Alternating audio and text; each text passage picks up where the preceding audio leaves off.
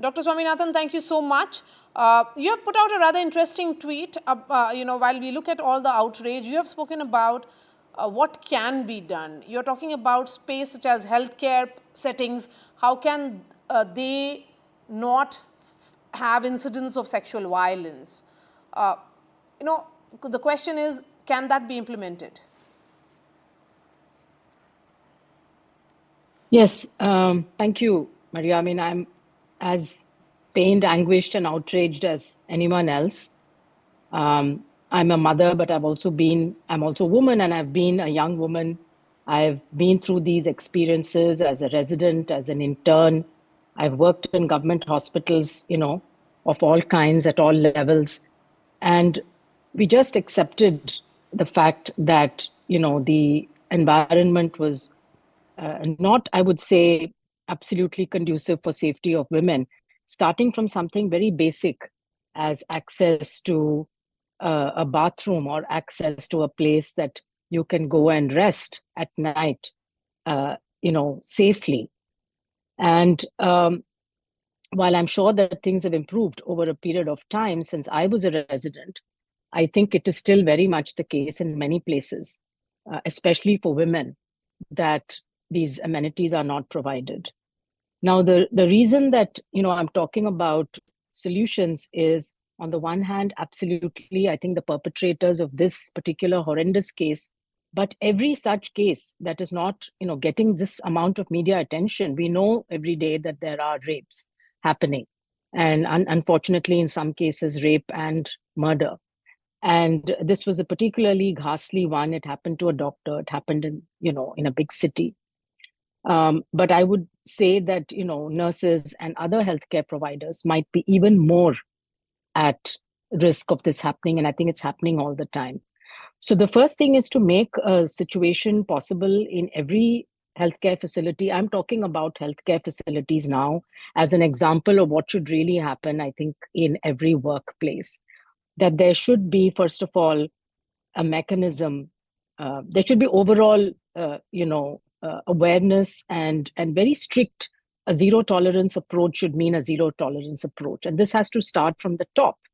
So the leadership really has to be responsible for providing the space and the institutional mechanism for people to be able to talk about and report incidents. And it doesn't always have to be a rape. There are many other ways of molesting and sexually exploiting a woman. And all of these are serious, and they should be reported and action should be taken. So that comfort level needs to be built. And I think in many places that does not exist, this type of institutional mechanism with full support, coming from the top. Of course, it helps to have women in leadership positions. And again, I think recent surveys have shown that, it's only about 20% or so, or even less, of institutions as well as medical organizations or healthcare professional organizations that have women in leadership roles, even though we know that the majority of healthcare providers in India and many countries are women. Then there should be, action taken when there is a report of an incident. There has to be action taken. There has to be, the justice has to be delivered and has to be seen to be delivered. Next is that, usually victims get blamed quite often.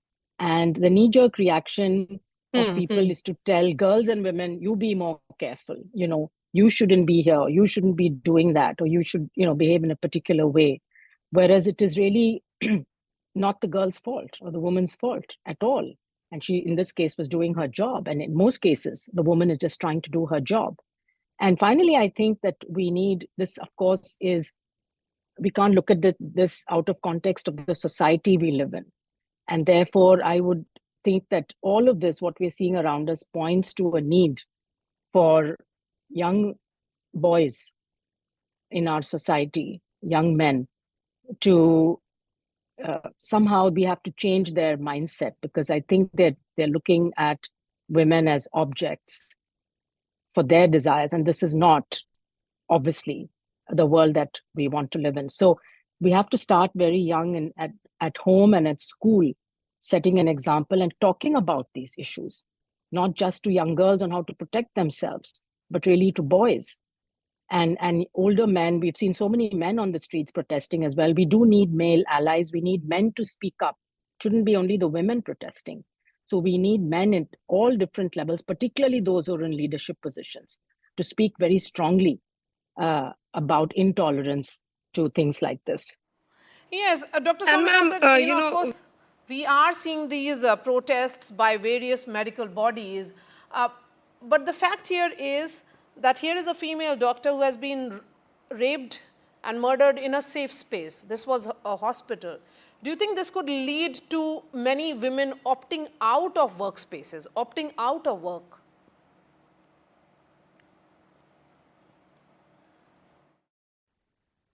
Well, I think one of the major reasons for more women not being in the workplace is issue of safety, and particularly for women who have to travel long distances or who have to take public transport. And I mean, there are other factors as well.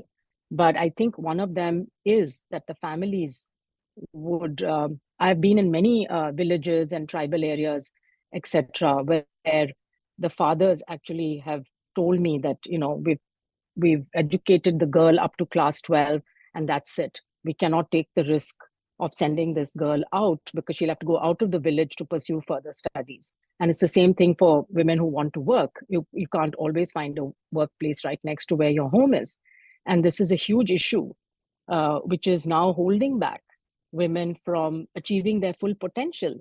These girls and young women actually want to go out into the world, and they are capable of doing everything that their brothers are capable of doing, or even more than them, I would say. Very often they're much more motivated, but the families hold them back. So I think this is something that we have to deal with. And the other very important one of women in the workplace is childcare. So I think if we can take care of these two issues, childcare for women who already have a child and who don't have anywhere to leave that baby safe and secure while they go to work, and for women who don't have children yet, I think it's this issue of safety and security at the workplace, but also to and fro, from work.